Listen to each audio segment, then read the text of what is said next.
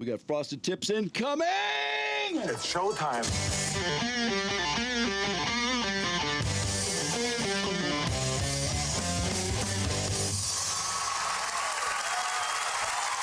Take it away, Carl. Yeah. WATP. All right, we went and saw Corey Feldman last night. All four of us did.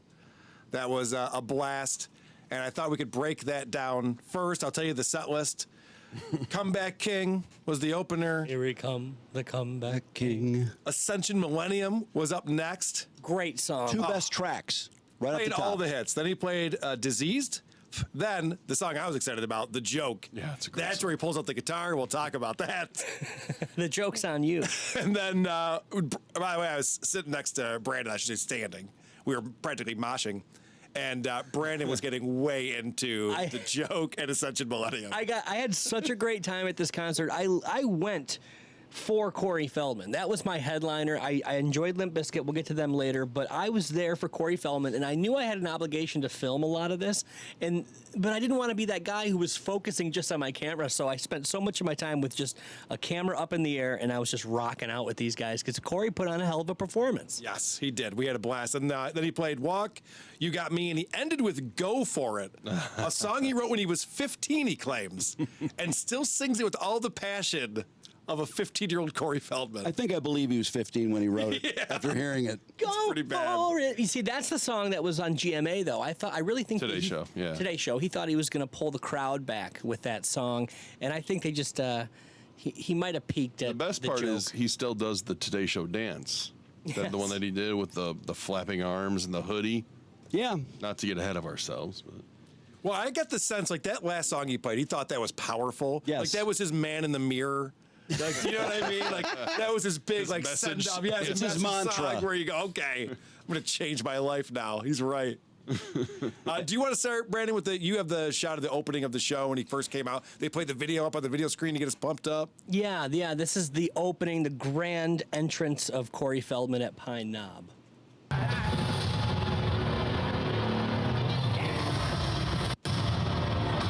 playing a video for him. And they say 3 Billboard hits, 2... Oh, can you pause it for a sec? I want to apologize for my commentary. No, you don't. I didn't realize Yeah, you that. Listen, I thought the crowds You were think so it loud recorded? that I was. you don't know gonna how be- microphones work? I Recordings? didn't realize that I was going to be so loud in some of these recordings, so I do apologize for my behavior. It's hilarious. I had to look over to see if that was you doing that right now. Brandon does not understand amplified sound. He's not the first. I mean, what's hilarious, too, is how many people are in this mosh pit? 10? Yeah, it's... Not a lot. No, 25. Okay. Brandon, stop trying to sell the show. I know. What do you work for him? This is his grand entrance. Oh, we got an angel over here.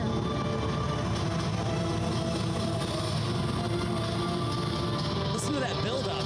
It's like the 2001 theme.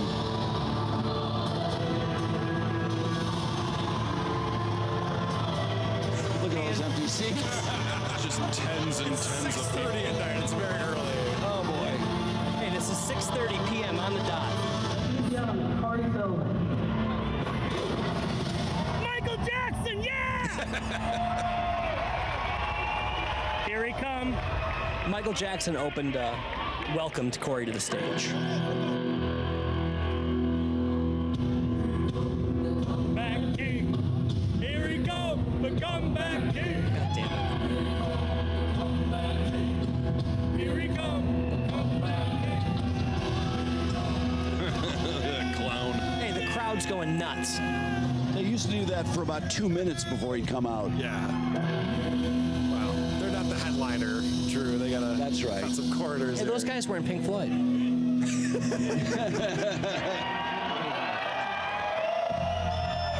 Oh shit, we're one seat over off. Oh, yeah, that's when... All right, you can pause. Okay, so we're in the second row. We're in the second row, and it's empty with the exception of our 4 seats. And some guy right there walks up to me and goes, "You're in my seat." And I'm looking around We're all like, just standing. like, sit anywhere else in the entire building. And he sat through the entire, I don't know how he sat through it because it was amazing. And that's just the opening. That's when he came out. He did Comeback King. He danced a lot. He looked fantastic doing it. But I couldn't keep my eyes off Corey's Angel. She was fantastic. Yeah, let's talk about that. My clip number 1, I zoomed in on the keyboard player here. She stinks. No. She can't play keys, she can't sing, and she has zero charisma. I disagree. It's like she doesn't even know she's on stage in front of a crowd. It's No, crazy. She's Well, probably in fairness to her, she is Corey Feldman's keyboard player. no. She's I mean, probably how into it do you want her to be? she's the probably guitarist is best. fucking into it. She's probably best representative of the true quality of Right, this I agree. act. Because the guitarist, I think he's from Pink Floyd, with David Gilmour, I think. Yeah. He was fantastic. The drummer's into it, but she sucks. But clip number 1, I zoomed in on this.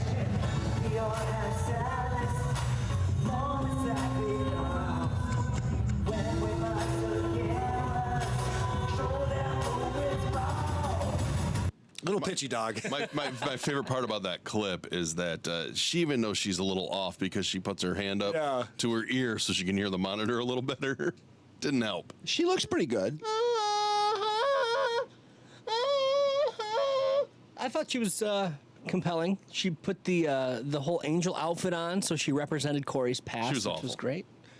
He also had a secondary female singer who was just backup vocals. She had blue hair. She was very pretty. What's this girl's function? Just backup? Yeah, she stood there the entire time. She barely moved. You'd think she'd learn like the dance numbers or something if you're going to be standing up there, but apparently Corey's trying to fuck her, or the drummer is, or someone. So they just let her stand there. In Gotta the be band. Corey. My V4 mark is The Joke, which I really thought was a fantastic song. He came out, he had props, and the crowd went nuts for this one as well. New song, baby. What's in his hand? So it's like a 3-horned air horn that's like, it looks like it's connected to a drill. And it's going to make the circus noise for him. Well, you know what's so rock star is how gingerly he puts it down because he certainly doesn't want to break it. Oh, okay. Oh, shit.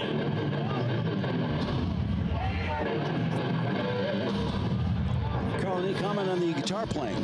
Yeah.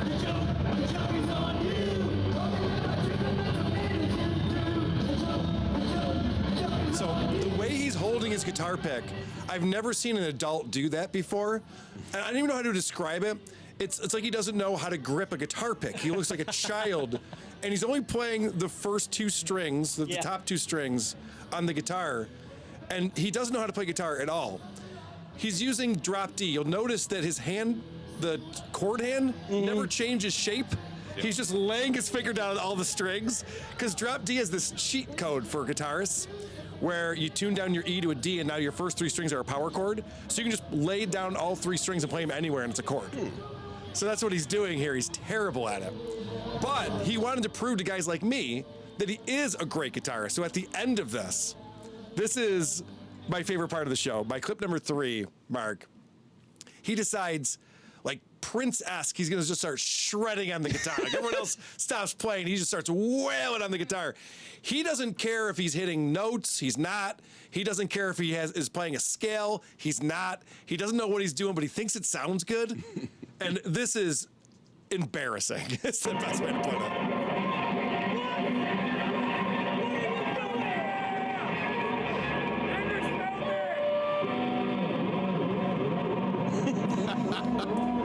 Oh, boy. This is so embarrassing.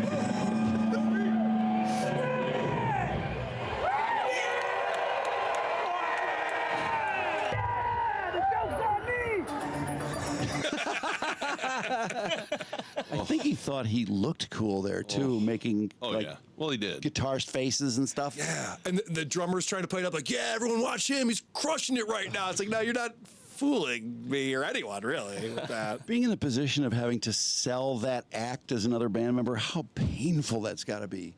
Let's talk about his dancing. So my clip number 4, he's doing his Michael Jackson style dance. And then he's going to grab the microphone and run off to the side of the stage to sing to all those people over there. And you'll see he gets caught up a little bit. He almost gets tackled by his mic stand.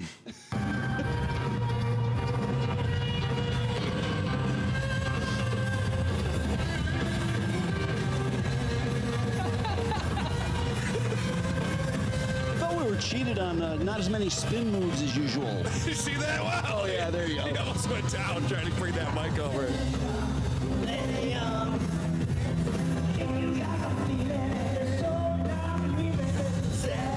There's like 5 people over there.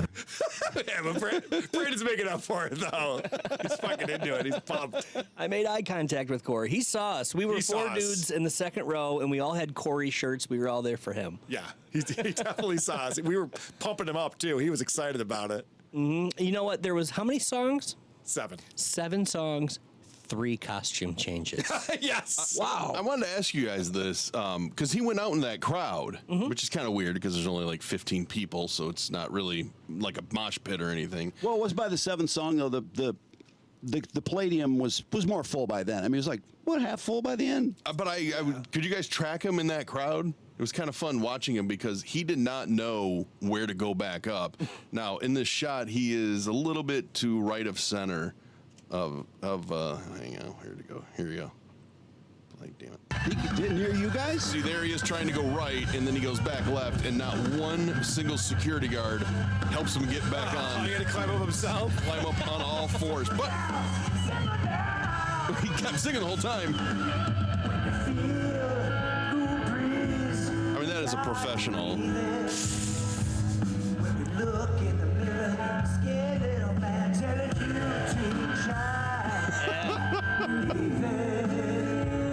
I don't know. That just cracked me up when he went into the crowd. Hey, was the guitar player's shirt off the whole time? No, he No. took it off. He Yeah. took it off Oh, pretty cool. pretty early on, too, I got to say. Pretty cool. He got hot. But I mentioned the costume changes, and I had, I believe it's my V5, which is the costume change when he came back and he started playing his Go For It song. He looked so goofy coming out of the back, and the band didn't know whether or not when to start because we had heard him yell at his bandmates. Right. So we Once gotta wait. again, changing those pants from what he had on to what he put on would take forever.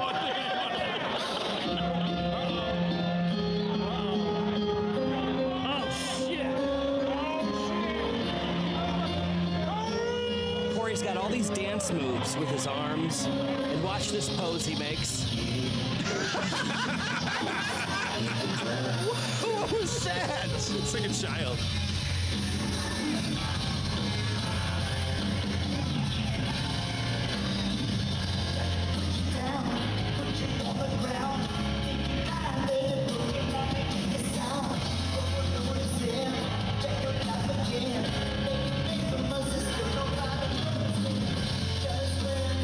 I ran into a couple people after the show, and they seriously thought it was a joke. They thought that it was kind of a yeah. performance. I talked to people too who said, "Wait, was he doing stand-up comedy? What was going on?" They don't follow this. They don't know. Well, okay, so that actually brings me to my next video that I want to play for you. This is my clip number 2, where I kind of panned around to the less than enthusiastic crowd behind us. Because, you know, if you're looking from my perspective, everyone's going fucking nuts for this show. We're all like, yeah, let's go, Corey. And then I turn around and go, oh, no one else gives a fuck.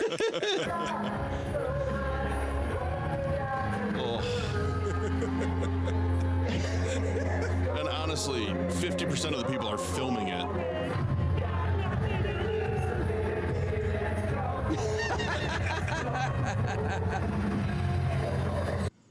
Brandon had a good time. I didn't know that I ended all of the clips. I'm loving the shots of Brad. I really had a good time. I had a lot of beers in me by then. But I have to say, though, that this tells me something, and I forget this sometimes.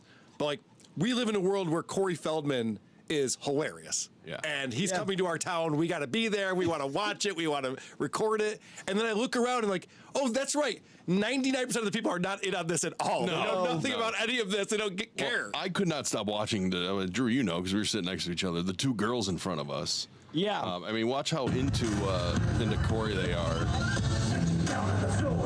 So there's Corey singing. All right. they start grinding each other.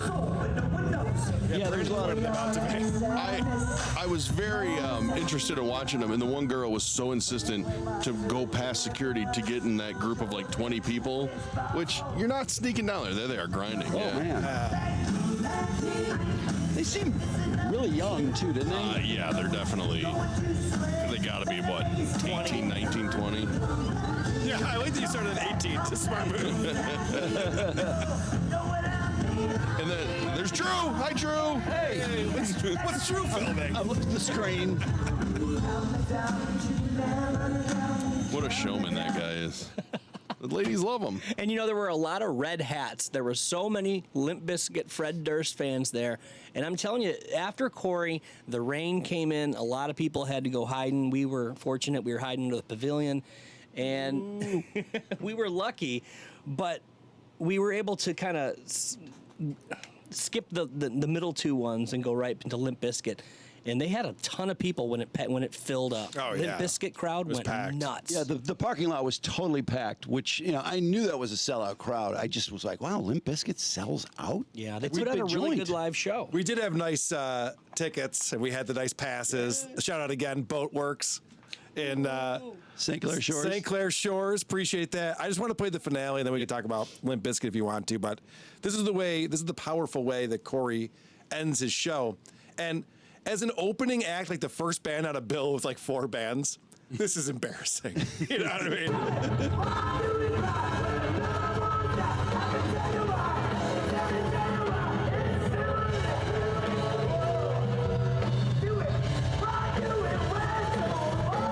Oh, is he standing on the amp there? Yes.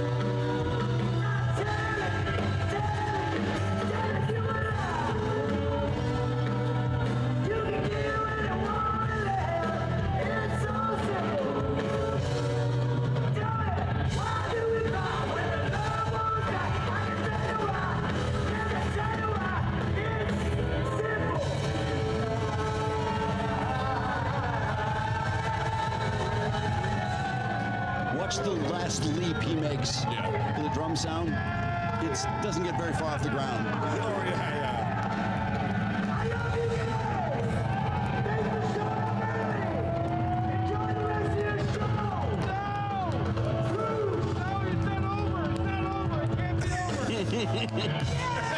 Not very athletic, is he?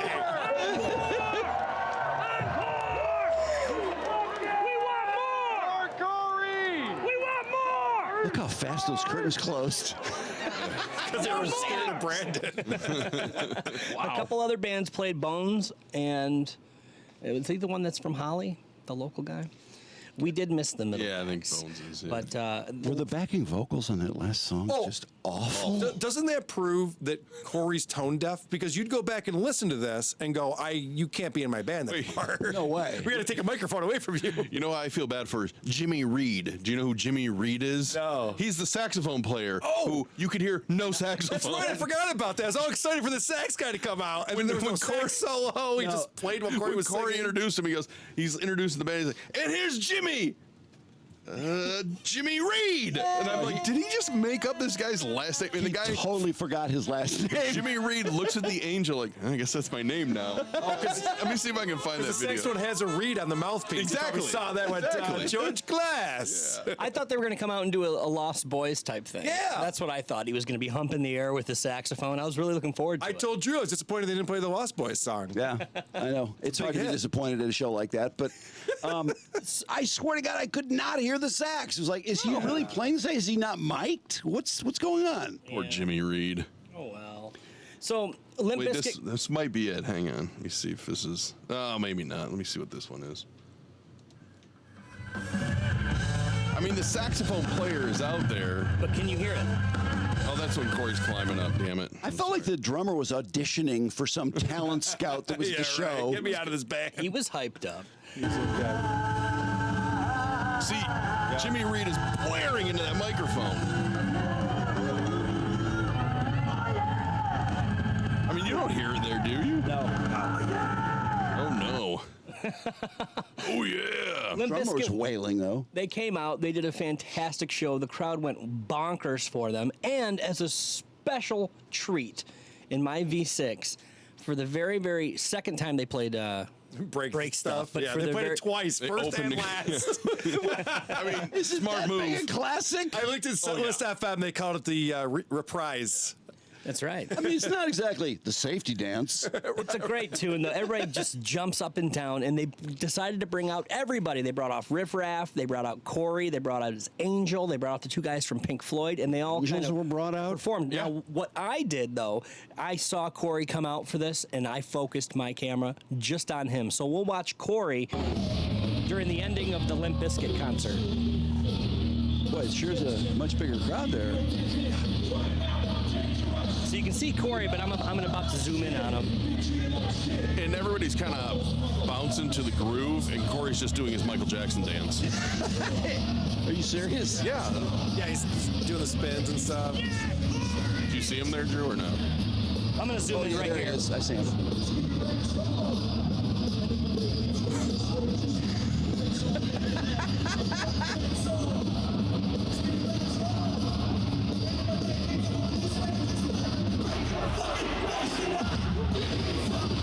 Oh, the place went nuts.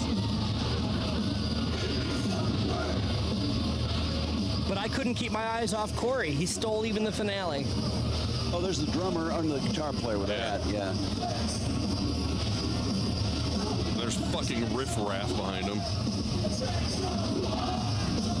How'd they sound? Sounded great. Biscuit? Yeah. I thought they were great. Yeah. They're fun, man. They put on a good show. They brought up some chicks from the crowd. Said, who knows this song? These two sisters said they did, so they brought them up, and They did really well. they did really well. It was very impressive. I was like, how the fuck are they pulling this off right now? Are they plants? Were they Maybe. plants? Maybe. It didn't seem like it, but maybe. Wes Borland's. I think he's got a good groove. I don't know how to explain it. I don't know how good a guitar Remember when, he used to player he is. remember when he used to live here for a few years when he quit? Yeah, he Limp? was around. I remember that. I didn't realize there were actually going to be like a ton of Limp Bizkit fans there. I don't know why I didn't think that. Just because it's called Loserville, I thought that it was kind of like a joke now. Like Limp Bizkit's a joke band. That's like what I Nickelback thought. or something. Everybody I talked to had this line. There we go. Do you guys know any of these guys in between Corey and Limp Bizkit? Yeah. Nobody knew Bones or anyone. Nate No Name or whatever it was. That's yeah. weird too. It's a waste. I don't understand why they needed Well- two unknown bands in between them and Corey. And then I was talking to Jay, and Jay, he was saying, well, you know, I got a son who's 17. He actually listens to Bones. So it's just this weird range Yeah, of there were a people. lot of younger people there. lot I of saw, kids. yeah, a lot of kids there who were A lot into of it too. little kids. Knew the like songs and six- stuff yeah. too. Yeah, There's a 6-year-old right next to me, and then I Yeah. believe her 10-year-old brother got on stage and was able to dance during Faith. that was Now, cool. I could be wrong about this, but I thought like 5 years ago, Limp Bizkit, it was over. It was a joke. It was kind of derided. And then when we saw him at Lollapalooza, which we were watching that on Max Mark or Netflix or something. Oh, Lollapalooza, or are you talking about? I mean, Woodstock '99 was the famous one. No, I mean when they were at Lollapalooza in 2020 or 2021. Oh, Remember yes, that? yes. I'm And sorry. Yeah. They were really good, and it seemed like after that there was more interest in them. I mean, Fred looked a lot different.